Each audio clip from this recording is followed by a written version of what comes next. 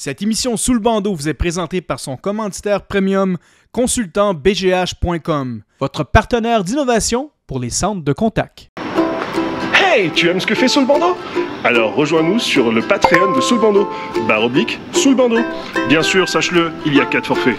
$3, $5, $7 et $33. Abonne-toi.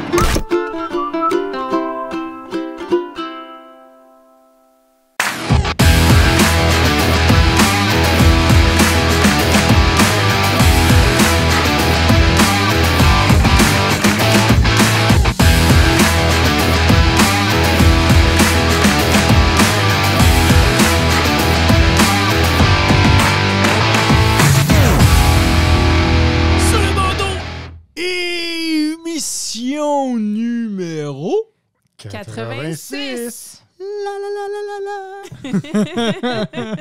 Hey! Allô? Allô?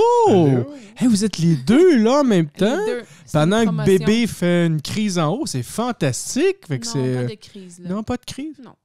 OK. Tout va Tantôt, bien. tantôt, je l'ai entendu faire...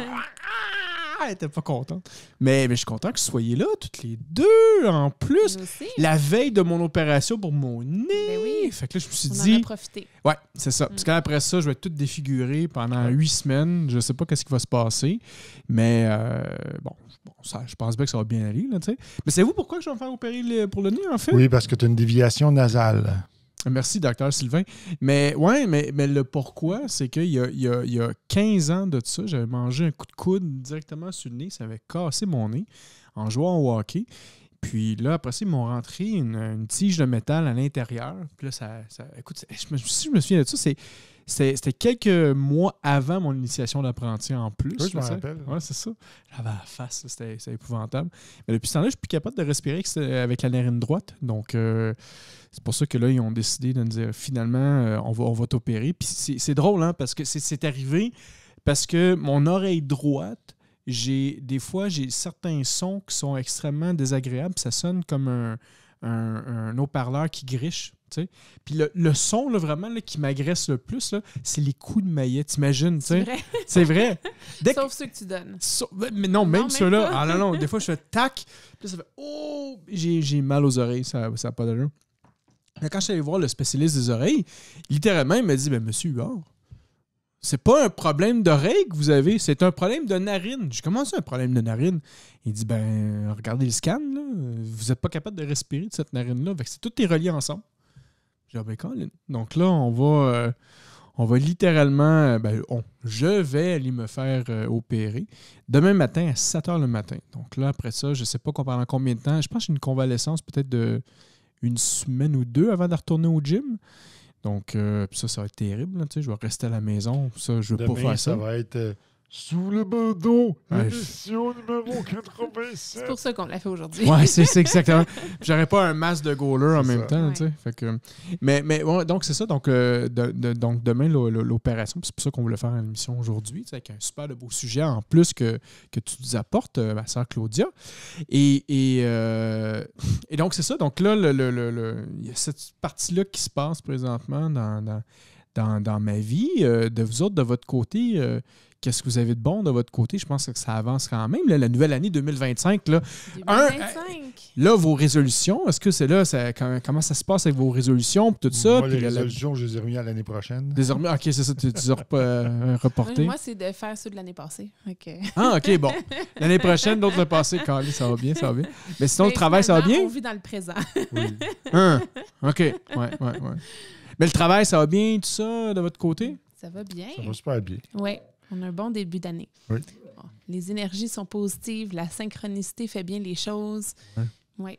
Puis, on parle beaucoup d'être dans le cœur, de comment amener des belles choses pour l'humanité en général. Ouais. Donc, c'est ça notre focus. C'est bien, ça. C'est parfait, ça. C'est parfait.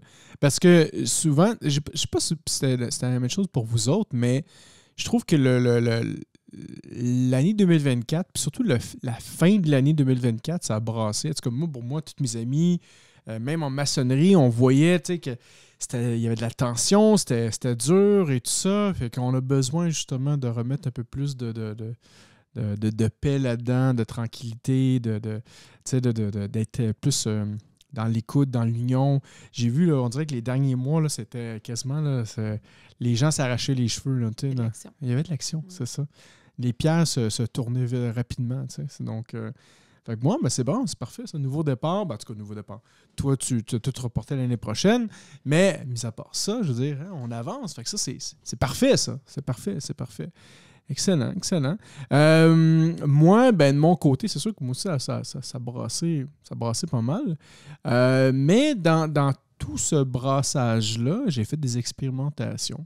Puis là, vous allez remarquer sur la page YouTube de Sous le bandeau, le dernier vlog, donc le vlog que j'ai fait en Colombie, on l'a traduit en espagnol. C'est parce que tu as pris tellement de cours d'espagnol dans la dernière année que tu es rendu hyper fluide. Écoute, ça m'a pris littéralement 24 heures. J'étais parfaitement espagnol. Je parlais parfaitement espagnol. Et en plus, j'ai fait exprès. En plus, j'ai pris l'accent colombien en plus d'espagnol.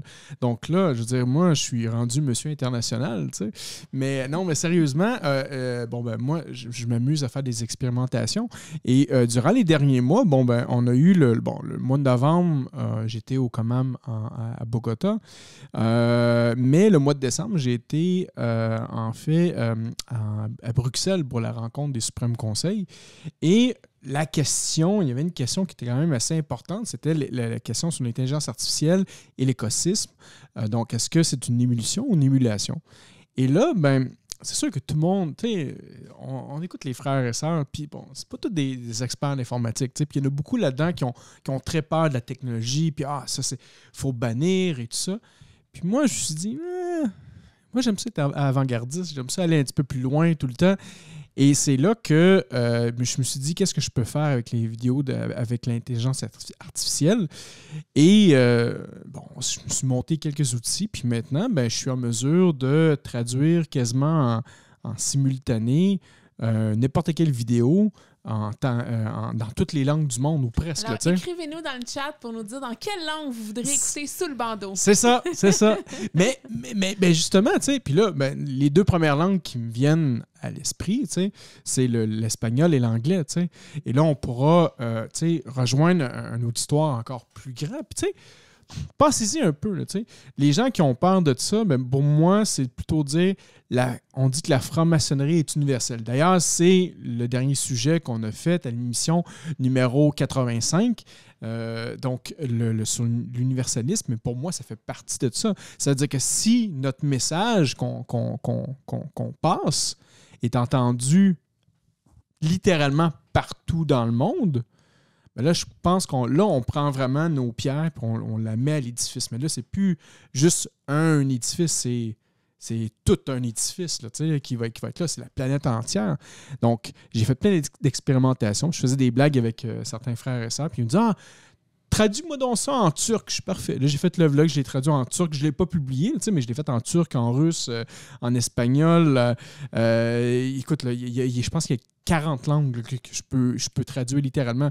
Puis la beauté de cet outil-là, en fait, c'est qu'ils prennent nos voix, littéralement notre accent, et font une traduction quasi parfaite. Et quand on avait été faire notre souper du Suprême Conseil, j'ai montré à Yves, je pense à toi aussi, le test que j'avais fait. Moi, je connais la voix de Yves et je la connais aussi en espagnol parce qu'il parle très bien espagnol.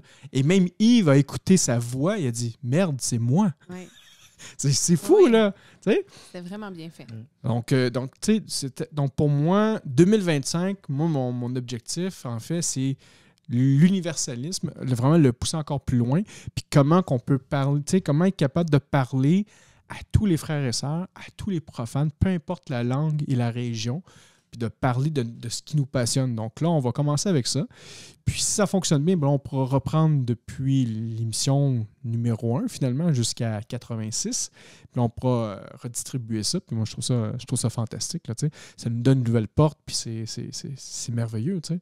Donc, côté maçonnique, je pense que c'est pas mal ça dans nos nouvelles. Toi, de vos côtés, vous n'avez pas d'autres nouvelles maçonniques.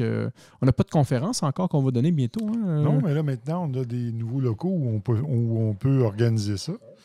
Donc, oui, certainement, ça s'en vient, je pense, pour février ou mars. Merveilleux, ça. Merveilleux. Sinon, notre commanditaire premium, consultantbgh.com, qui nous encourage tout le temps. Donc, notre frère Younes, qui a toujours le cœur sur la main puis qui veut toujours continuer à contribuer avec nous. Donc, si vous avez si vous avez des besoins informatiques pour les centres de contact, mais aussi pour n'importe quoi en informatique, Younes, il a une belle entreprise. Il fournit beaucoup de services, donc un peu partout à travers le monde. Donc, si ça vous intéresse, consultantbgh.com. Et puis, sinon, c'est pas mal ça pour les commanditaires, en fait.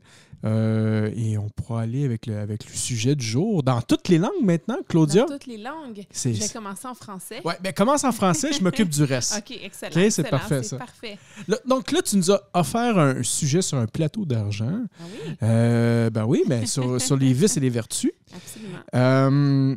Pourquoi ça te tentait de parler de ça, au juste? Parce que je trouve que c'est fondamental en maçonnerie, puis dans qu'est-ce qu'on vient faire en maçonnerie. Oui. C'est vrai. Je pense que oui. Et puis, de bien comprendre comment ces différentes forces qui sont en jeu, en nous-mêmes, dans notre loge, dans le monde profane aussi, c'est très important. Oui. Toi, Sylvain, tu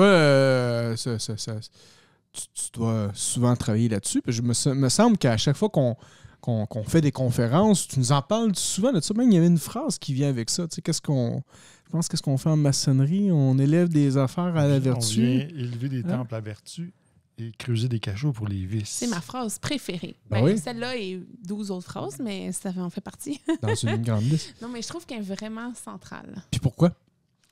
Parce que c'est l'essence même de qu'est-ce qu'on vient faire. C'est beau faire un chemin initiatique, venir faire de la maçonnerie, parler de différents sujets, socialiser, faire de la philosophie. Mais le chemin initiatique, ça transcende de partager des idées, de partager des expériences. Il y a vraiment une raison, un but. Puis quand on connaît cette phrase-là, on commence à savoir vers où on veut se diriger. Malheureusement, il y a des maçons qui croient que devenir une meilleure personne, c'est faire l'acquisition de nombreuses connaissances. Et c'est pas le but de la maçonnerie comme tel. Ouais. Ben, tu sais, c'est pas le but, mais pour atteindre la maîtrise, il faut que tu apprennes des choses aussi, mais il faut que tu les appliques aussi. C'est là qui est le plus important, je pense. Ouais. Parce qu'il faut les appliquer, il faut les mettre en pratique, il faut essayer de les intégrer, il faut les pratiquer. Il faut se surveiller, les pratiquer. Parce que si on acquiert, on peut lire. Moi, j'adore lire. Tu sais, Franco, là, j'adore lire. Oui, je sais. J'ai comme la moitié de ta bibliothèque chez moi. Là. C'est vrai. J'adore lire. OK? C'est vrai. Là, vous l'avez en preuve, là. Claudia vient de le dire. Elle a la moitié de ma collection, littéralement, chez eux. Je t'en ai ramené plusieurs, mais probablement encore une couple. Oui, effectivement. Puis, c'est ça. Fait que moi, ça me passionne d'essayer de comprendre et tout ça. Mais je me rends compte que si, à un moment donné, je pars dans juste de la compréhension sans essayer de mettre des choses en pratique, puis de pas juste les mettre en pratique une fois, de les travailler avec assiduité, avec persévérance, mais je me rends compte que je fais juste me perdre dans un paquet d'idées mentales qui, finalement, me font pas vraiment progresser. Même des fois, ma pensée progresse pas tant que ça parce que j'ai pas l'application pratique. C'est comme faire juste des cours tout le temps puis jamais pratiquer, faire de savoir-faire, en fait, de quelque chose. Je sais pas pourquoi que je pense à ça, mais j'aime ça imager des fois. Fait que finalement, c'est à force de trop manger, il faut savoir comment le digérer, c'est ça? Ah. C'est comme, est-ce que c'est un parallèle avec la gourmandise, Franco? Ça se peut! Okay. Ça se peut. Non, mais je veux dire, tu sais, on prend de la connaissance, boum, boum, boum, mais à un moment donné, si on ne l'utilise pas, si on ne le transforme pas en énergie pour faire une action, ben on fait quoi avec? Il ne faut pas que la connaissance devienne un moyen de se gargariser avec des grands mots puis avoir l'air de quelqu'un d'extrêmement connaissant. Et en faisant ça, souvent, dans la loge, ça va avoir un effet contraire. Puisque les apprentis vont dire « Ah, mais là, moi, je ne serai jamais comme ça. Je ne suis pas capable d'écrire des planches comme ça. » Tu sais, moi, je pense que la spiritualité, c'est quelque chose qui doit rester intelligible à un enfant de 5 ans. Et ça, j'avais appris ça avec les Premières Nations parce qu'eux, ils ont un langage qui est très, très simpliste en termes de mots. Hein. Ils n'ont pas 4 ou 5 000 mots comme la langue française. Les autres, c'est très limité. Ouais. Et c'était très simple. Il faut que ça soit compréhensible à travers le livre de la nature. Donc, en regardant à l'extérieur de soi, on est capable d'acquérir ces connaissances et cette spiritualité-là. Donc, la maçonnerie, il faut que ça soit la même chose aussi. Ouais. Mais vous faites quoi de de l'adage, en fait, de la phrase qui dit que, c'est une phrase en anglais, là, je vais la traduire en français, là, mais tu sais que la connaissance, c'est le pouvoir. Si tu l'aimes en pratique, si ça reste dans ta tête puis que tu ne l'appliques pas et que tu le fais pas, tu n'as pas plus de pouvoir de faire quoi que ce soit. Oui, mais tu sais, oui, mais d'un autre sens, comme Sylvain, qu'est-ce qu'il disait, c'est que si tu te prétends d'être le professeur puis que mais tu ne l'as pas expérimenté, tu utilises quand même cette connaissance-là, t'as apporté où tu veux imposer un genre de pouvoir parce que toi, tu le sais, mais tu ne l'as pas plus appliqué. Là, tu peux avoir quelqu'un qui ça fait 15 ans qui est à l'université, qui étudie le droit, mais qui n'a jamais plaidé. Ouais. S'il n'a jamais été devant une cour, un tribunal, il sera pas... oui, il va être très connaissant, mais il n'aura pas l'expérience. C'est l'expérience qui fait la richesse, qui fait le savoir.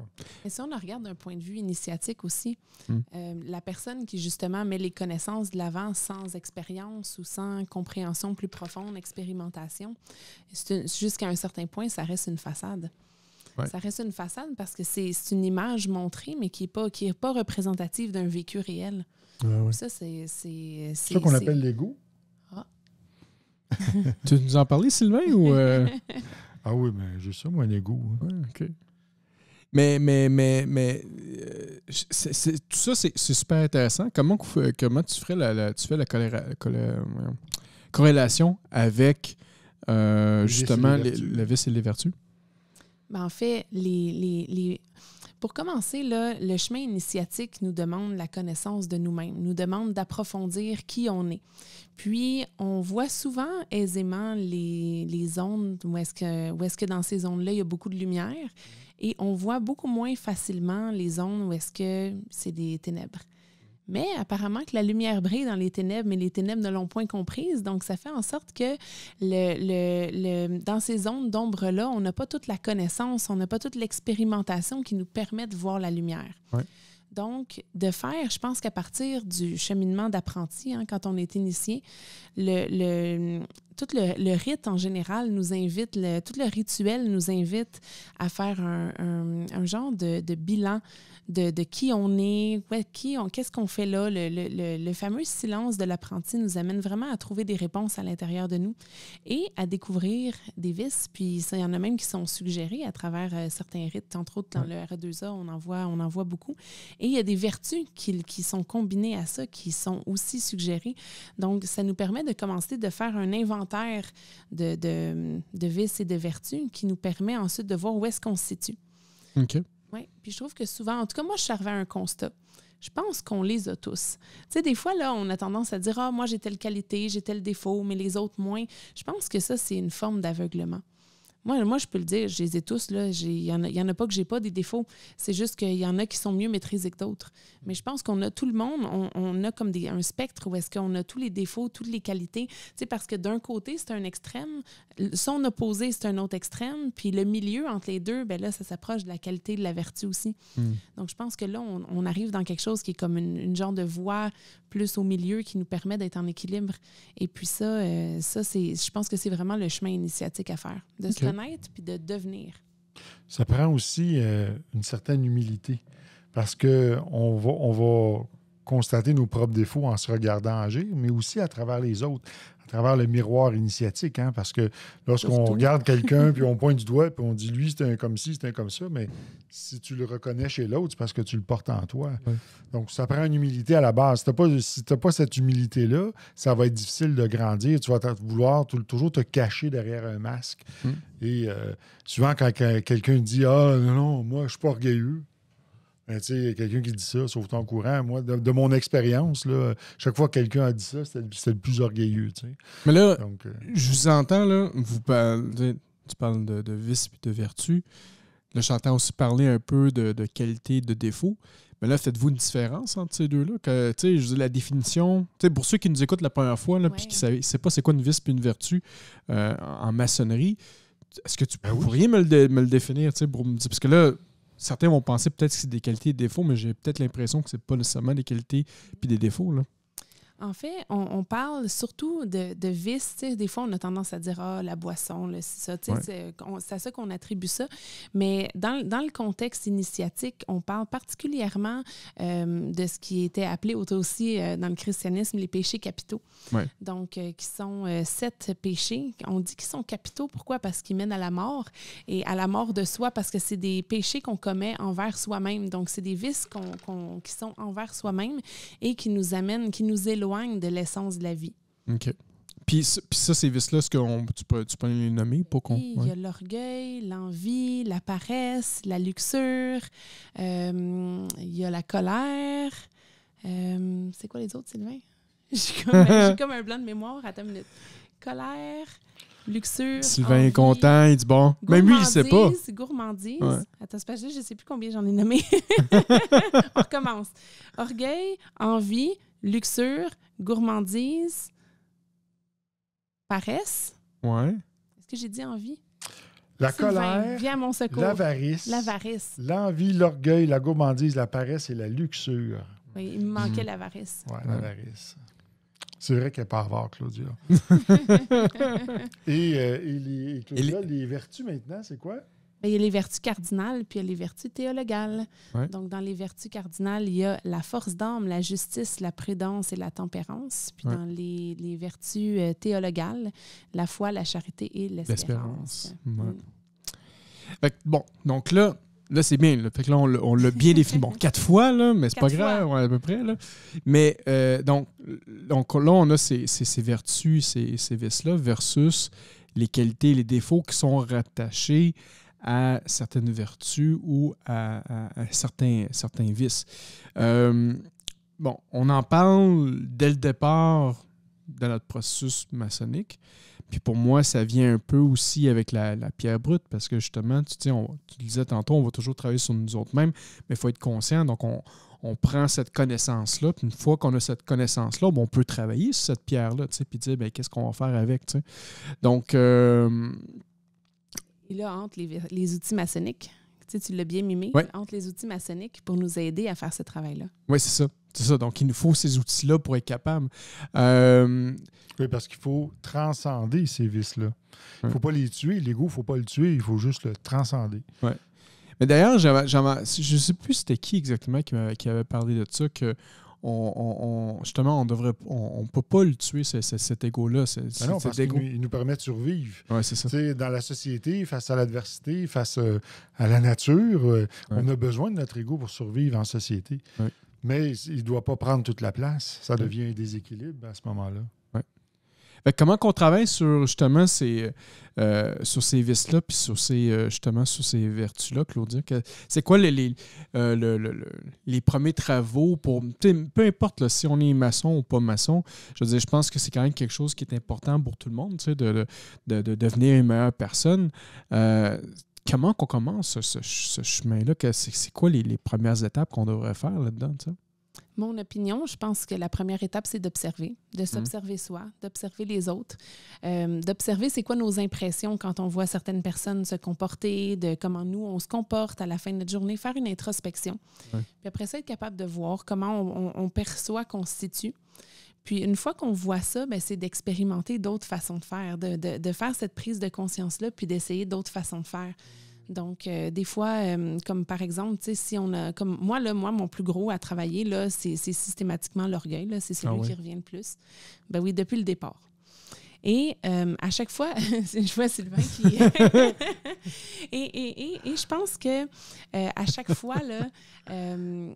ça reste un défi parce que on veut partager, mais on ne veut pas non plus tomber dans quelque chose, faire la morale. Ouais. Donc, il y a toujours, la ligne est mince. Puis l'intention, puis observer c'est quoi nos intentions. Parce que des fois, on peut essayer de faire quelque chose, puis on veut le faire tellement bien. Des fois, c'est au service des autres. Puis des fois, on ne se rend pas compte, puis on le fait par orgueil, pour show off, là, pour se montrer, pour bien paraître. Puis c'est drôle parce que j'avais une conversation tout récemment avec un apprenti apprentis qui me disaient « Ah, mais tu sais, toi, t'es super à l'équerre, puis ça se voit que tu le fais pour le service. » Puis je disais « Tu sais quoi? C'est pas vrai. » C'est pas vrai. Je disais des fois, là, je le fais pour être show-off, puis après ça, je me corrige, puis des fois, je le fais pour le service. Puis des fois, tu le fais une demi-heure avant de le présenter. Ah, mais c'est pas de la paresse, ça? C'est une demi-heure. Ah oui? Mais ah, la bon. paresse, cette paresse-là, Ça, c'est le c'est la côté paresse légèrement spirituelle. désorganisé. Non, mais la paresse dans les péchés capitaux, là, moi, ce que j'ai trouvé vraiment intéressant, c'est de découvrir que c'est surtout la paresse de mettre en pratique la spiritualité puis de mettre en pratique les corrections que le travail nous demande. Parce que c'est un travail, on va se le dire, c'est le plus gros travail, là. Parce que ça te pose systématiquement d'être exposé à ça, ça te met en position d'être inconfortable. Ouais. Tu sais, c'est inconfortable. Là, tu te rends compte que tu es dans l'orgueil, que tu as menti, exemple, puis là, tu vas demander pardon à la personne. Tu lui dis, je t'ai menti, je suis vraiment désolée, est-ce que tu me pardonnes? Ça prend de l'humilité. Ça prend de l'humilité. Ouais. Mais c'est difficile. C'est comme si tu arraches une partie de toi-même, là, tu sais, pour faire quelque chose comme ça. Ouais. Mais en même temps, après, tu es libéré de ça. Tu es libéré d'y repenser, tu es libéré de ne pas t'enfarger dans tes mensonges. Tu es libéré d'un paquet d'affaires. Mais ça prend un travail vraiment important. Ces vices-là, il y a deux façons que tu peux les transcender. Soit en conscience ou soit par la souffrance. Ouais. Et souvent, quand ça passe par la souffrance, ça arrive que ça passe par l'humiliation aussi. Ouais. Donc, l'idéal, c'est de prendre le chemin le plus dur, qui est celui de la conscience. Ouais. Parce que celui de la souffrance, c'est malheureusement le chemin le plus facile qu'on est tenté à prendre de façon naturelle. C'est ça que... C'est drôle parce que moi, depuis au moins les 10, 12, 13 dernières années, tu sais, que je m'y mets beaucoup à travailler sur moi-même, puis de me relier à lui en haut, puis souvent je disais avant, c'est rien pour moi, tout pour toi, on va dire que je veux vraiment me dédié à devenir une meilleure personne puis d'être conscient vraiment de tout ce qui se passe. T'sais. Puis moi, un des vices que j'ai travaillé pendant des années, puis comme je dis, ça fait 12 ans que ça va bien puis il n'y a pas de problème, mais je continue toujours à travailler parce qu'à un moment donné, on s'était dit que c'est beau on peut régler un problème, mais c'est une roue, t'sais. Donc ça peut revenir. T'sais.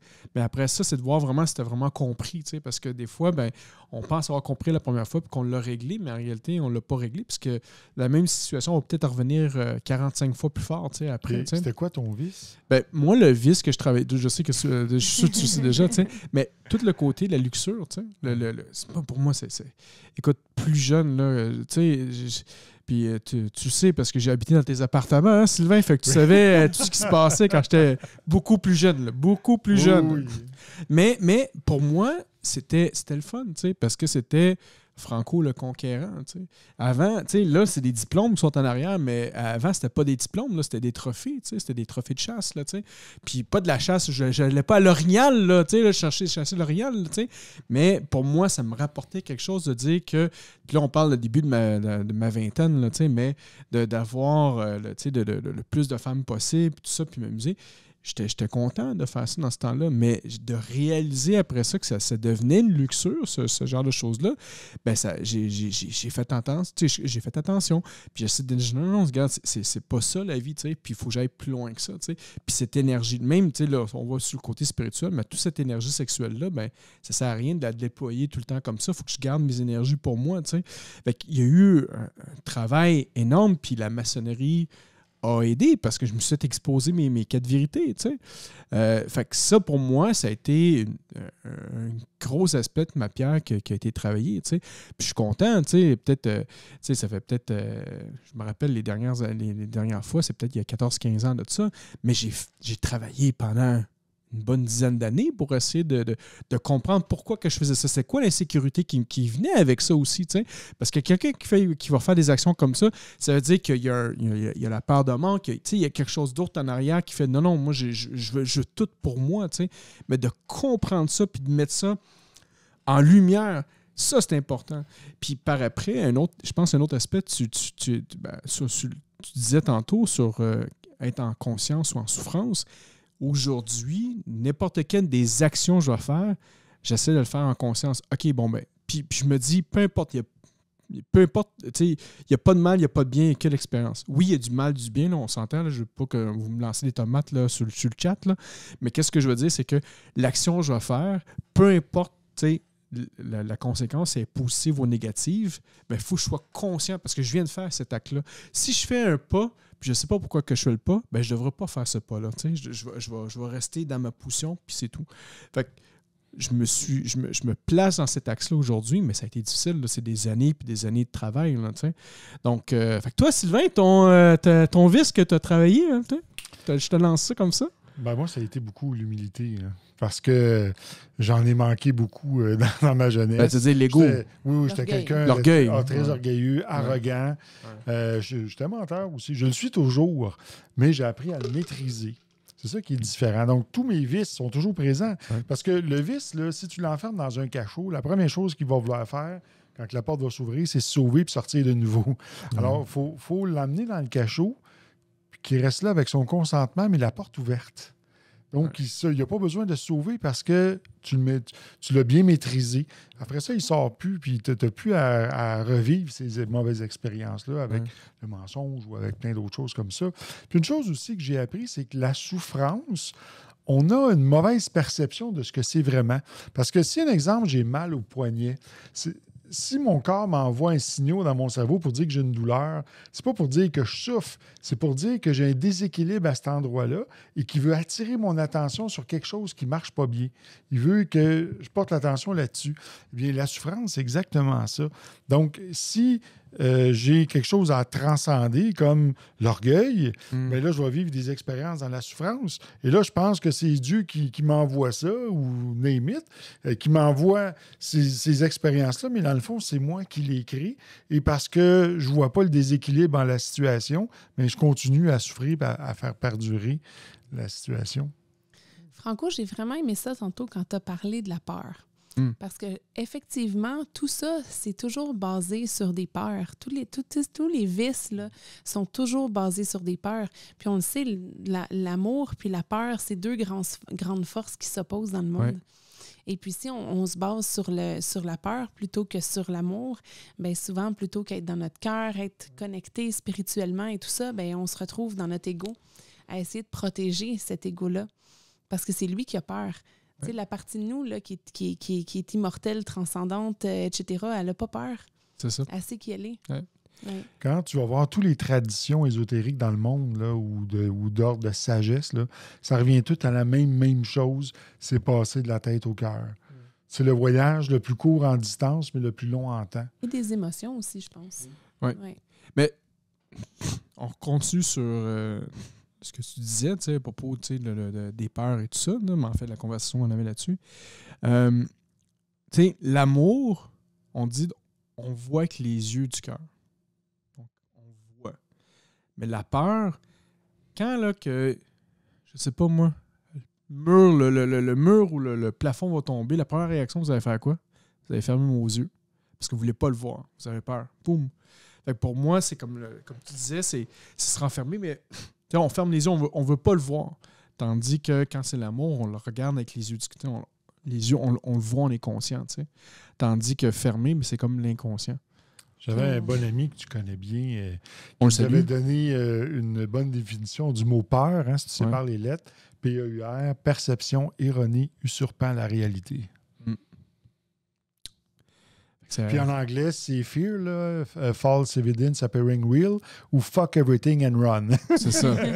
Bon, là, je sais pas comment l'intelligence artificielle va traduire ça tantôt, mais OK, c'est bon que tu me dises ça comme ça. Ouais. Puis toi, Claudia, dans les... Ouais, t'en as parlé un peu des vices, mais du côté des vertus, quel genre de vertus que tu travaillais? Tu travailles présentement? En fait, je pense que toutes les vertus viennent équilibrer un vice. Okay. Tantôt, je te disais, moi, celui que je devais travailler le plus, c'est l'orgueil. Ouais. Okay? Donc, ça va m'amener à parler de la foi. Puis là, ça a l'air de quelque chose de complètement différent, mais c'est extrêmement connecté. Pourquoi? Parce que l'orgueil aussi, c'est des fois tenter de se positionner comme si on est à la place de Dieu. Comme si on est vraiment responsable de tout ce qui se passe. Comme si c'est vraiment notre décision et notre perfection qui va faire arriver les choses.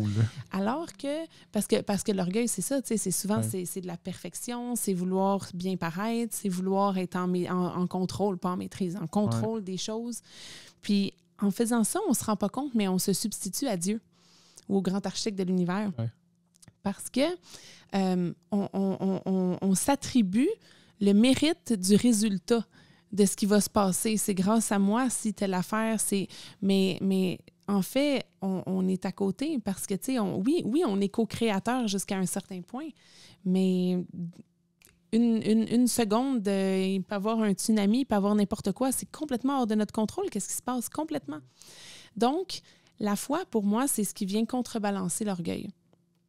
Parce que la foi, quand on a confiance en l'univers, en Dieu, au grand architecte de l'univers, confiance que ce qui nous arrive est pour notre mieux. Donc, même quand on a l'impression qu'une expérience est souffrante, d'essayer de comprendre pourquoi est-ce que je me sens acculée au pied du mur présentement, qu'est-ce que je dois apprendre, qu'est-ce que cet univers qui m'aime plus que tout veut essayer de me montrer. Ouais. Et d'avoir confiance que les choses qui nous arrivent ne sont pas contre nous, mais sont pour nous. Puis d'avoir confiance aussi que si ça nous arrive, c'est parce qu'on a les ressources pour y faire face, qu'on est capable. Des fois, on ne sait pas qu'on peut déployer ces ressources-là, mais on les a. Des fois, elles sont cachées, ça sert à nous les révéler.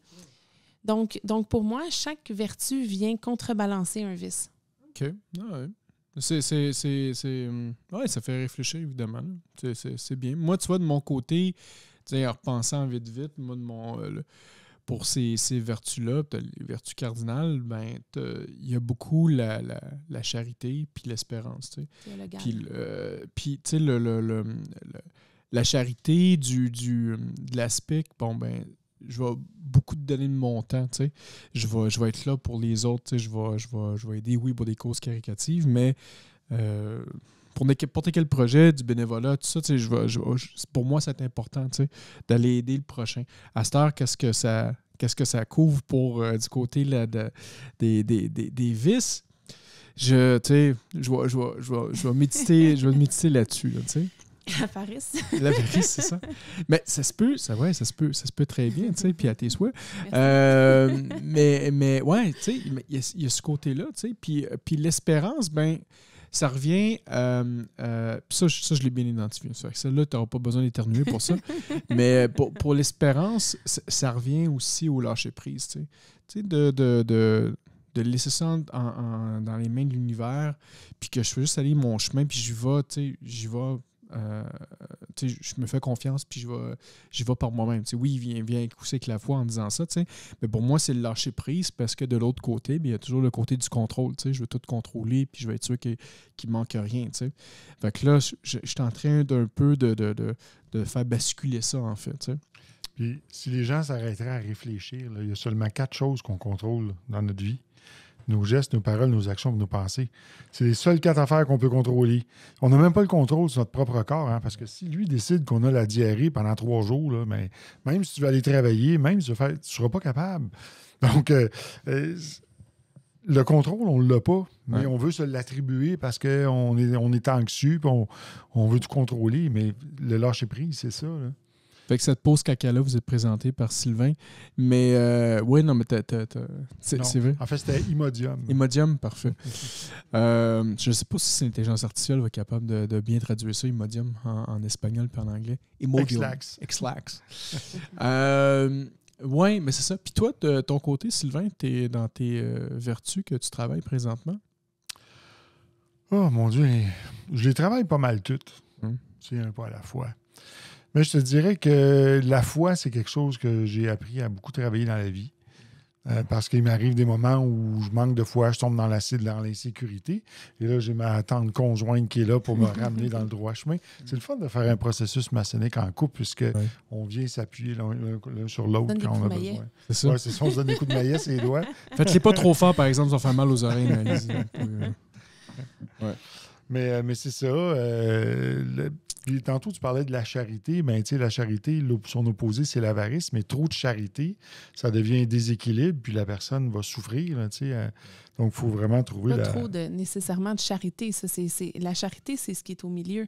Oui, c'est quand tu donnes sans être capable de mettre tes limites. C'est ça. Quand tu donnes souvent pour plaire, pas par C'est désir ça. sincère de donner, de partager avec ton prochain, mais plutôt par désir de reconnaissance. C'est ça. Tu sais. C'est d'être au lieu de paraître, tu sais, parce que C'est ça. sinon, tu vas vouloir paraître comme la bonne personne ultra généreuse, mais tu prends pas soin de toi Parce en qu'un réalité. dicton qui dit « charité bien ordonnée commence par soi-même ». Oui, c'est ça. Puis tu vois, ça, c'est une leçon que moi, je suis en train de vivre présentement parce que pendant des années, je me suis dit, parce qu'on a connu les mêmes personnes spirituelles que je pourrais dire, sans les nommer, mais il y avait une phrase qui m'avait marqué, littéralement. Puis c'était que vaut mieux aimer que d'avoir raison. Puis là, aujourd'hui, c'est pas que j'ai goût d'avoir raison, mais quand je sais que j'ai raison, bien, je vais m'exprimer, tu sais, au détriment de vouloir peur de déplaire à quelqu'un. Puis encore une fois, c'est une peur, tu sais. Parce qu'avant, genre, non, regarde, j'embarquerai pas dans ces conversations-là, tu sais. J'aime mieux aimer, tu sais, c'est correct, t'as raison. Non, c'est pas vrai. Si moi, ça me blesse, si moi, je suis pas d'accord avec ça, puis ça va contre mes valeurs, mais j'ai le droit de dire aussi que je suis pas d'accord. J'ai le droit de dire non. Pas juste de dire toujours oui. Fait de prendre ma place, de prendre ma position, c'est ultra important. T'sais. Donc, c'est ça. Hein. Oui. Bon, on est en thérapie finalement, présentement. Des fois, on a l'impression que d'aimer, c'est toujours de dire oui. Puis mais des fois, non. Des fois, là, c'est d'aller avec la voix de son intuition. Ouais. Puis des fois, on ne sait pas pourquoi notre intuition nous amène, le grand architecte de l'univers nous fait ressentir qu'on doit aller dans une direction. Mais des fois, on décide de l'écouter puis on va à contresens de tout. Et des fois, c'est difficile, cette énergie-là, parce que tu sens que c'est ça que tu dois poser et tu sais que ça va déplaire à tout le monde. Puis ça, c'est difficile. Ça. Puis ça, c'est un aspect que je travaille depuis longtemps. Moi, là, être pas de savoir qu'il y a des gens qui m'aiment pas, ça me... J'ai vraiment de la misère. Fait que le fait de déplaire, là, j'ai vraiment de la misère avec ça. Mais mon objectif 2025, c'est on change ça. Non, c'est moi en premier. Puis comme tu dis, c'est pas de l'ego, là, c'est penser à moi en premier. On peut pas plaire à tout le monde. Mais non, c'est ça. Moi, j'avais lu un livre là, qui avait vraiment transformé ma vision de ça. Ça s'appelait « Avoir le courage de ne pas être aimé ». Ah oui. Ah ouais? De Ça, Alfred vraiment... Adler, oui. Ben, c'est pas lui qui l'a écrit, là. C'est un auteur japonais, mais il cite Alfred Adler, puis c'est vraiment intéressant parce qu'il amène ça dans une toute autre perspective qui est en opposition avec souvent les théories de Freud et de Jung qu'on a tendance à voir beaucoup présentes dans les universités, dans la psychothérapie, etc. Mais lui, il présente Adler, qui était très peu connu, mais qui était pas mal dans les mêmes époques et qui voit les choses complètement différemment, puis qui amène un message, justement, de dire que c'est correct, effectivement, d'agir en fonction de son ressenti personnel et d'assumer que les autres ne vont pas nécessairement nous aimer. Puis de comprendre aussi qu'est-ce qui nous appartient puis qu'est-ce qui ne nous appartient pas dans ça. Ouais. Moi, ça avait été très instructif pour moi lire ça. Puis ça se lit facilement parce que c'est comme un dialogue entre un vieux sage philosophe puis un jeune padawan. Là, donc, ouais. C'est vraiment bon. Fait que c'est relié avec Star Wars en plus, c'est parfait. Un livre complémentaire à ça aussi, c'est les 4 accords Toltec. Et le 5e accord Toltec aussi. Ouais. Ça, c'est Don Miguel Ruiz. Ben, c'est vraiment passionnant parce que, tu sais, juste pour ce point-là, tu sais, en continuant à y penser dans tout ce que vous me dites, tu sais, en plus, ben, c'est important justement de pouvoir dire non, mais là, après ça, c'est aussi, oui, c'est sûr, on ne peut pas contrôler la réaction de l'autre personne, parce qu'on l'a dit, tu sais, tantôt quand on parlait des 5 points, mais d'un autre sens, faut aussi pas aller dans le vice pour, tu sais, on l'en dit, j'impose mon nom, puis c'est ça, puis vous allez vous asseoir. C'est juste dire non, moi je suis pas d'accord avec ça. Je sais que ça peut vous faire réagir, mais moi je suis pas d'accord, donc je me respecte, puis je le ferai pas. T'sais. Fait il y a toujours cette ligne-là qui fait que on peut quand même aller d'un côté ou de l'autre. Là, donc, mais tu vois, quand on s'exprime avec le vice comme on s'exprime avec la colère, ben là, à ce moment-là, notre intention, c'est plus une intention d'amour et de respecter notre intuition. Ça devient une intention qui est basée sur un vice. Ouais. Donc là, ça change tout. Non, je suis pas d'accord, puis d'être explosif. Ouais. Je sais déjà qu'il soit dire le triangle de Karpman, c'est ça? Non. Ah, OK. Non, mais le dépassionnement de la parole, quand on s'exprime en loge, c'est parler sans nos vices, sans la colère, sans vraiment d'une façon concise et puis respectueuse. Mais il y a beaucoup de gens qui l'ignorent, ça, dans la maçonnerie. Oui, puis de s'exprimer toujours aussi au véné. Oui. Donc, ça aussi, ça évite qu'on ne s'exprime pas directement. Donc, on exprime qu'est-ce que nous, on a à dire face à l'Orient. Là. Donc, c'est pas direct envers quelqu'un. Non, c'est ça. Fait que c'est pour ça que ça nous permet justement de rester dans un équilibre, en fait, là, avec tout ça. C'est intéressant parce que, tu sais, c'est une phrase, encore une fois, qu'on revoit au rituel d'apprenti, tu sais, qu'on nous dit qu'on doit justement, tu sais, travailler sur nos vices puis sur nos vertus. Puis j'ai l'impression que, en fait, je vais le dire autrement. Avez-vous l'impression que dans nos loges, je parle de nos loges, puis peut-être extensionné à ceux qu'on connaît à l'extérieur, est-ce que vous croyez que cet aspect-là est assez discuté ou pas assez discuté dans nos loges? Moi, je pense que c'est l'essence même du processus initiatique. Donc, ça ne sera jamais assez discuté ou trop discuté. Mais est-ce que c'est pas assez? C'est le processus même. Mais est-ce que c'est pas assez? Qu'est-ce que tu remarques on devrait-tu plus en parler? T'sais? Moi, je pense que c'est pas assez. Ouais. Et même, je me suis dit que quand je descendrai de charge, je vais peut-être retourner deuxième surveillant, justement pour bien former les apprentis puis les faire sur des bonnes bases, parce que plus tard, quand ils vont devenir maîtres, mais ils vont avoir une bonne formation.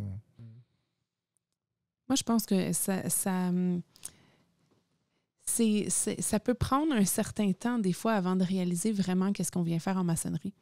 Parce qu'on veut s'améliorer comme personne. Des fois, on est là par curiosité, puis on a continué le processus jusque-là, puis on est là pour ça. Des fois, on est là pour acquérir du pouvoir, acquérir d'autres choses. Il y a plein de raisons pourquoi quelqu'un peut vouloir devenir franc-maçon. Et il y a plein de raisons aussi pourquoi est-ce que ça peut lui échapper le réel sens initiatique d'un travail initiatique. Et je crois qu'il y a un rythme aussi dans les loges, dans le sens que c'est pas tous les membres qui ont toujours conscience à tous les moments de leur cheminement initiatique de ça. Et c'est facile, à un moment donné, de dévier. C'est facile de dévier parce qu'on passe de grade, un grade, l'autre grade. Et là on délaisse ces aspects-là qui sont des fondamentaux du cheminement initiatique, mais en réalité, ils sont vraiment importants. Et je pense que, en fait, le plus on va encourager les maçons à ce que ça transparaisse dans leur planche, et le plus ça va être omniprésent. Parce que des planches là, sur qu'est-ce que c'est le maillet, puis des définitions de dictionnaire, on est tous capables de le faire. Mais qu'est-ce qui va nous transformer comme humains? C'est quand moi, je vais entendre Franco dire « J'ai pris mon maillet, j'ai vécu ça, puis j'ai réussi avec le maillet à faire ça, puis je l'ai fait comme ça. » Là, je vais dire « Wow! Moi aussi, j'ai ce problème-là, puis c'est comme ça qu'il l'a fait, je vais l'essayer. » Là, ça va changer la donne. Plus qu'une définition ou une extrapolation symbolique, c'est ça qui va changer la donne vraiment, qui va me permettre d'essayer quelque chose, une amélioration concrète. Donc, je pense que les planches ont un rôle à jouer incroyablement important. OK.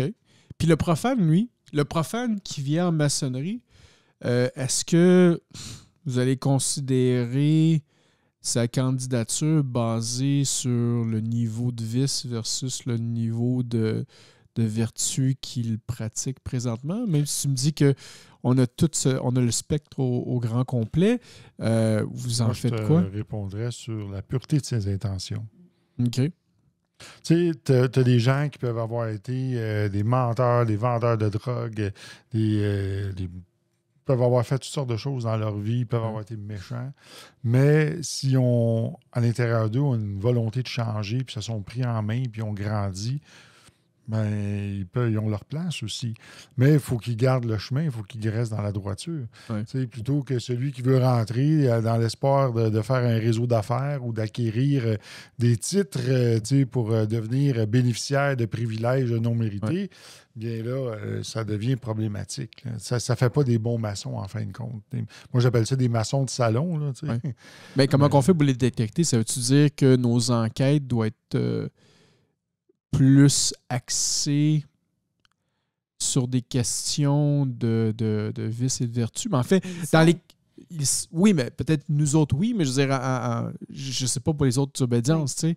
Est-ce qu'il devrait avoir pas un standard, mais tu sais, quel genre de choses je peux aussi révéler les questions là, à tous les profanes qui vont nous entendre. Là. Mais je pense que vous comprenez un peu ce que je veux dire. Là, comment qu'on peut identifier ça? Moi, je suis un candidat qui va arriver, le travail qu'il a à faire.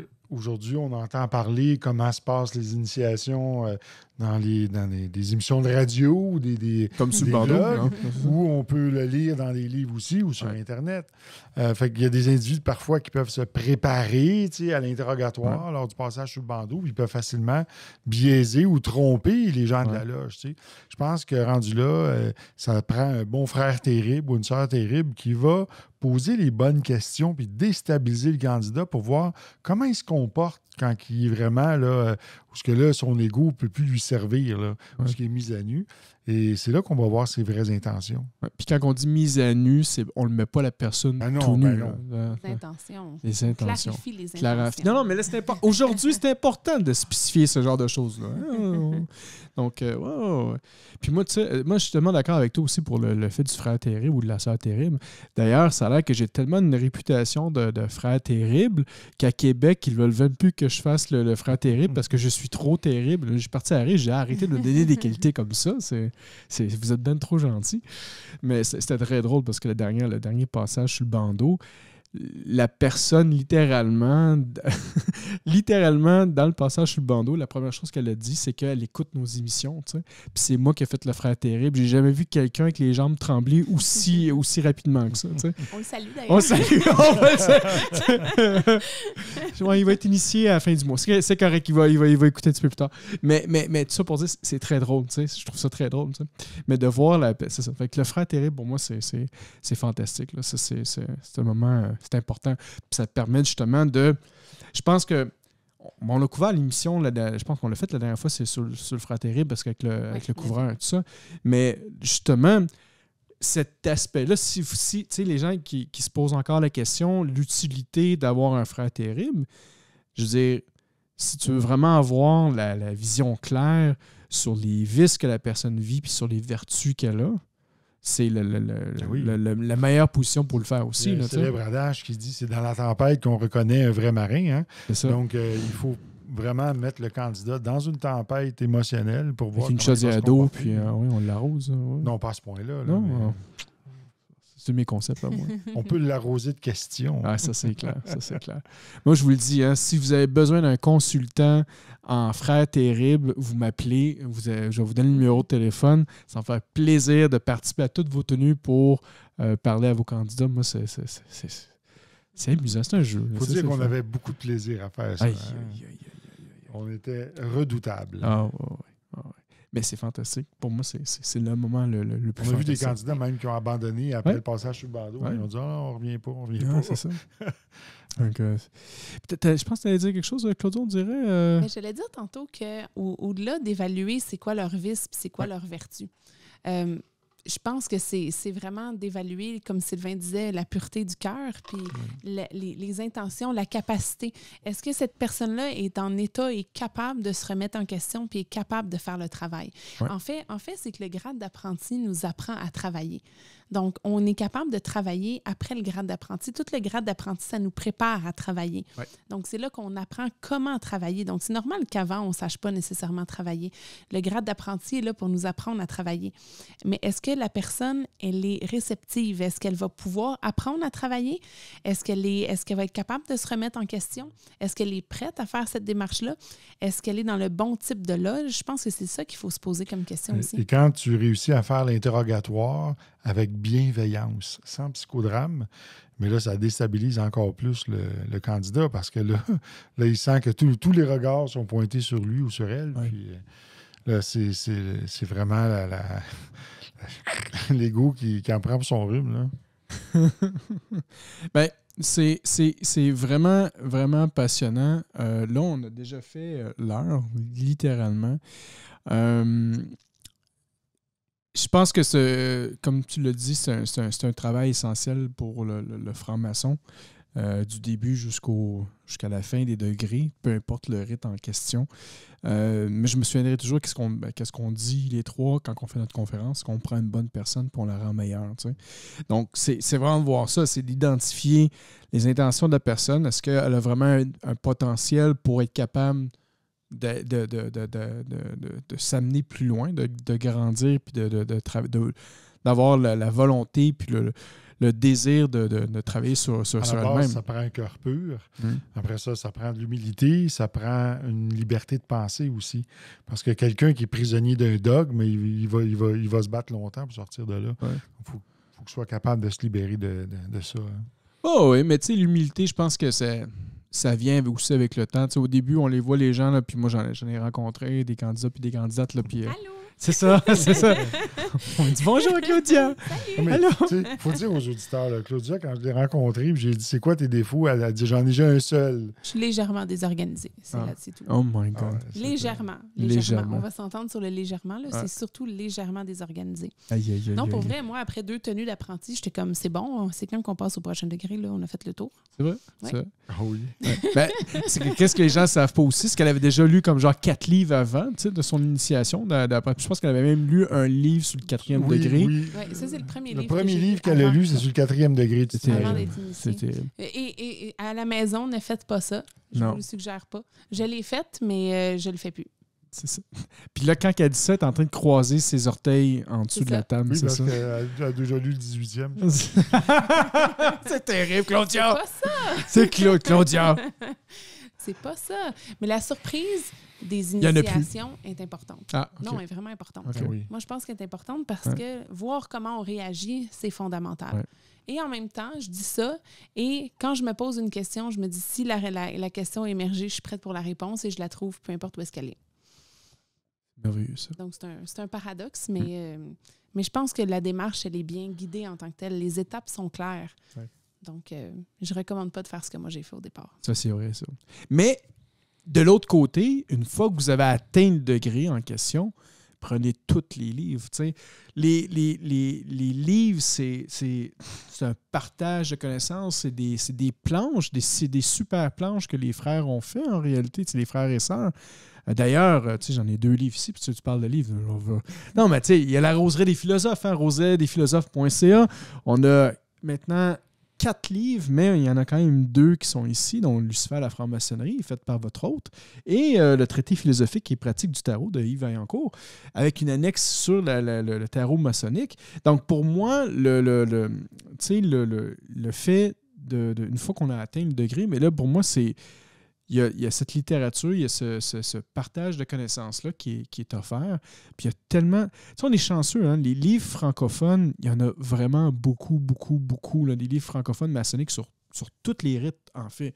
Tandis que côté anglophone, c'est beaucoup plus juste le rite américain, ou le rite émulation. Anglo-saxon. Oui, c'est ça. Donc, nous, on a une beauté, on a une richesse francophone. On a accès à toutes sortes de maçonnerie. Autant la maçonnerie américaine, anglaise, que la maçonnerie française.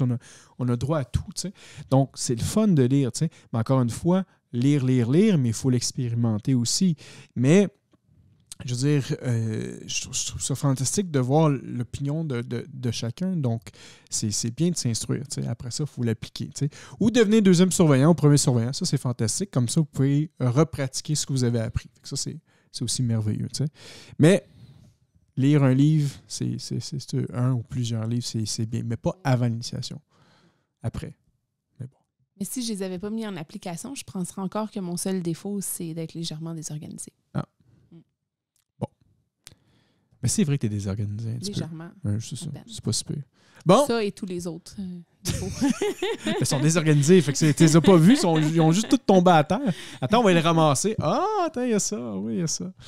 Aïe, aïe, aïe. Hey, on est rendu au mot de la fin. On a déjà fait, en fait, 1 heure, quasiment précis, 1 heure exacte.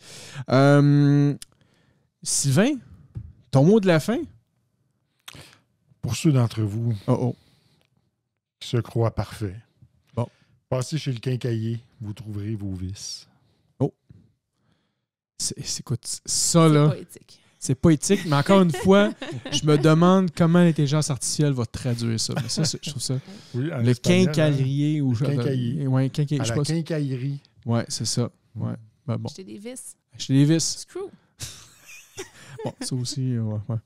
Parfait. Ben merci, Sylvain. Merci pour ce mot rapide. Et là, comme je connais Sylvain, il va peut-être intervenir durant nos mots de la sûr. fin. C'est ça. Oui. C'est ça, je pensais. C'est pour ça que son mot était court. Claudia. Mon mot de la fin, moi, c'est que la franc-maçonnerie, là, c'est une merveilleuse école initiatique qui nous permet vraiment d'aller plus loin et qu'en prenant le temps de s'explorer, puis de vraiment exposer qui on est, enlever le fameux masque qu'on a devant nos frères et sœurs en loge pour vraiment découvrir qui on est à l'extérieur de notre personnalité, de nos préférences, de nos goûts, de nos expériences, de tout ça, Ouais. voir qu'est-ce qui reste quand on fait le silence, qui on est. Ça vaut la peine. Ouais. Moi, j'ai juste compris s'explorer et s'exposer. Ouais. Puis au début, il y a le mot sexe. Il n'a pas encore vaincu La son luxure. animalité. La luxure, La je luxure, savais que j'allais revenir là-dessus. Merde! C'était concept. T'as C'était bouclé la boucle. c'était concept. C'était Oui, il a même concept. fini avec le mot merde Ouais. en plus. C'est Ouais. encore dans le sexe. Hein. Tabarouette. Non, ça, c'est une autre affaire. Ça, c'est Ça fécal. va Sylvain. rester dans les annales de l'émission. Là, Sylvain, ça, là. Hein? Ouais. Merci, Claudia. Faudrait que tu reviennes plus souvent ici, oui. d'ailleurs. Hein? Faudrait que tu m'invites plus souvent. Ouais, mais je vais moins inviter Sylvain, puis je vais t'inviter plus souvent. Mais c'est vraiment le fun. C'est vraiment le fun. Ben, merci beaucoup. Merci à toi, François. Moi, de mon côté, j'en ai pas mal parlé au début de l'émission sur l'intelligence artificielle, donc j'espère que ça va bien sortir. Sinon, regardez, on était à exactement 27 000 abonnés. Donc là, ça, c'est merveilleux. On continue à faire grandir ça. Je ne sais pas quand est-ce qu'un jour on va se rendre à 100 000, mais ce serait le fun de se rendre à 100 000. Là, faudrait... Tout le monde a invité 4 amis. C'est ça. 4 amis. Vous allez recevoir une pin gratuite pour de sous le bandeau. Mais ouais, vous avez des amis ou quoi que ce soit, des connaissances, un flirt, vous faites une date, un speed dating. Maçonnique. Non, mais même, Non. mais normal! Tu Normal. rencontres une fille dans un speed dating, tu lui sors une carte de l'émission sous le bandeau, tu dis écoute, va écouter ça, puis après ça, tu viendras me reparler. Ça fonctionne. Ça fonctionne. Je sais pas si ça fonctionne, mais je pense que ça fonctionne. Donc, vous irez faire ça. Mais 27 000, ça serait le fun de se rendre au Mais moins. je pense que si tu traduis les émissions en espagnol, puis en Probablement anglais, qu'on va on monter. va dépasser le 100 000. Oui, exactement. Tu sais. Mais tu sais, ça va être à réfléchir aussi. Est-ce qu'on va faire un canal espagnol, un canal anglais? Parce que ça risque de tout se mélanger aussi. Là, donc, faudra... Je pense que tu peux faire, dans ton canal, tu peux faire différentes chaînes. Hein? En fait, on peut... C'est pas encore actif sur YouTube, mais bientôt, c'est actif sur certains comptes, dont MrBeast, là, que lui, là, tu écoutes une vidéo puis tu peux changer la langue instantanément. Éventuellement, ça va pouvoir se faire. Mais avant ça, on peut pas rien faire. Mais ça serait quand même agréable, effectivement. Tu sais, une vidéo, tu choisis la langue que tu veux, puis c'est traduit automatiquement dans toutes les langues du monde. Là, ça serait merveilleux. Là, tu sais. Mais pour le moment, on va utiliser le canal sous le bandeau sur YouTube pour faire ça. Toi, Franco, t'es cunilingue français. Hey, c'est toi qui fais la lecture là, présentement. Là. mais ouais, c'est ça. Je suis cunilingue. Je parle francophone. Je parle dans toutes les langues avec ma langue, c'est ça. Mais non, là, on arrête le niaiserie, c'est pas vrai. Là, okay. C'est un luxuriant jeu de mots. C'est ça, c'est un luxuriant jeu de mots. Aïe. C'est pour ça que je mange plus de céréales alphabet, parce que ça me donne des maux de ventre. Bon. Sur ce, Franco? Mon mot de la fin, finalement. Et donc, peut-être juste ajouter, puisque je n'en ai pas parlé en début d'émission, mais mon deuxième livre maçonnique, il avance quand même très bien. J'attends toujours une partie d'une certaine personne ici à la table. Qui est à peine légèrement désorganisé. Exactement. Pour 2 sujets très spécifiques, mais sinon, je suis en train de terminer ma partie sur l'histoire d'Hiram Abif et d'Adoniram. Et c'est vraiment passionnant. Et tout ça, bon, c'est ça que vous viendrez acheter le livre, là, bien évidemment, mais dans les découvertes que j'ai faites, ce que je trouvais fascinant, c'est que tu sais, le mythe d'Hiram Abif, c'est un mythe qui a été inventé par James Anderson et une autre personne que je ne suis jamais capable de prononcer son nom. Des Aguliers? Non. C'est quelqu'un d'autre. Et donc, ça a été fait en 1723. Puis à ce moment-là, c'est là qu'on passait de 2 à 3 degrés. Donc là, ils voulaient créer le degré de mètre. Donc là, James Anderson, et tout ça avec les constitutions. Bon, en fait, quand on a voulu construire le 3e degré, ils ont intégré le mid-diram qui ont un peu bonifié. Donc, le mid-diram dans la Bible versus celui qui est... c'est pas le même. C'est pas le même. Sauf que, et c'est là où aujourd'hui j'ai fait des découvertes et j'ai fait une note de page qui fait la moitié de la page comme note de page, mais je trouvais important puis je ne voulais pas plus approfondir. Mais ce que je trouvais vraiment intéressant, c'est que finalement, il y aurait peut-être 2 Hiram Abith dans la Bible, le Père et le Fils. Et pourquoi? Parce que dans le livre des Chroniques, justement, on parle Hiram Abith parle de son père. Et c'est pour ça qu'il est l'enfant d'une veuve. Donc, mais il y a un seul passage. Et là, ça revient quasiment à mon livre, qu'il y a un seul endroit, dans un seul rituel, dans toute la maçonnerie où on entend un mot spécifique. T'sais. Donc là, dans ce cas-là, on l'entend dire une fois. Mais là, je n'allais pas avancer dans ces théories-là. Je me suis dit, ça fait du sens, c'est plausible. Puis j'ai pas été plus loin que ça. Mais j'ai quand même fait des bonnes recherches sur toute l'histoire d'Hiram Abith et la transition vers Adoniram. Donc, dans la Bible, en fait, pas dans la Bible, mais dans la maçonnerie, il y a quelqu'un qui termine le travail de l'autre personne. Et donc là, c'est là-dessus que je fais tout mon travail présentement. Donc là, c'est quand même bien. J'ai fait à peu près 28 pages sur juste ce sujet-là. Puis là, il reste tout le reste à faire. Qui vont exactement avec ce que tu dis, fait qu'on pourra en parler après l'émission. C'est magnifique, ça. On va se faire une émission secrète. Donc, c'est ça. Donc là, c'est pas mal là-dessus que je travaille, que j'avais oublié de parler. Sinon, encore une fois, un grand merci à tout le monde. Si vous aimez le travail qu'on fait, vous faites un petit like, en fait, sur la vidéo. Ça nous aide toujours. Faites des commentaires aussi. Dans chacune des émissions, on a toujours des gens qui font des commentaires, puis habituellement, on répond tout le temps. C'est pas moi, c'est Sylvain ou Claudia. On regarde les pages, puis on va commenter sur vos commentaires. D'ailleurs, il y avait eu des commentaires pour la dernière émission sur l'universalisme. On va être capable d'y répondre éventuellement dans un autre épisode sur certains commentaires qui ont été faits avec tout ce qui s'était passé en Haïti et tout ça. Donc, c'est parfait. On prend ça en note. Fait que tous vos commentaires sont super importants. Donc, ça, vous nous envoyez un courriel à info@soulbando.ca ou sinon, vous le faites sur la page. Puis, il n'y a pas de souci. Donc, encore une fois, un grand merci. Faites des likes. Abonnez-vous si ce n'est pas fait.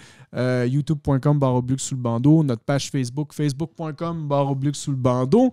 Notre site web, soulbando.ca. D'ailleurs, on a plein de choses à vendre. En fait, on ne fait pas de profit avec ça, mais on fait peut-être $1 ou 2 par transaction. Là. Mais on a des chandails, on a des coupes de vin. Je pense que vous avez des coupes de vin Soulbando en plus. Coton ouaté. C'est le temps. On est l'hiver. Là. C'est le temps de vous prendre un petit coton ouaté. Là. C'est le fun. Ça fait du bien, ça, ce genre de choses-là. J'hésitais tantôt entre mon veston et mon coton ouaté sur le bandeau. Là, t'aurais dû mettre ton coton ouaté. J'aurais été mettre le mien. Ah, on a manqué ça. Mais ils sont confortables en plus. Ils sont super confortables.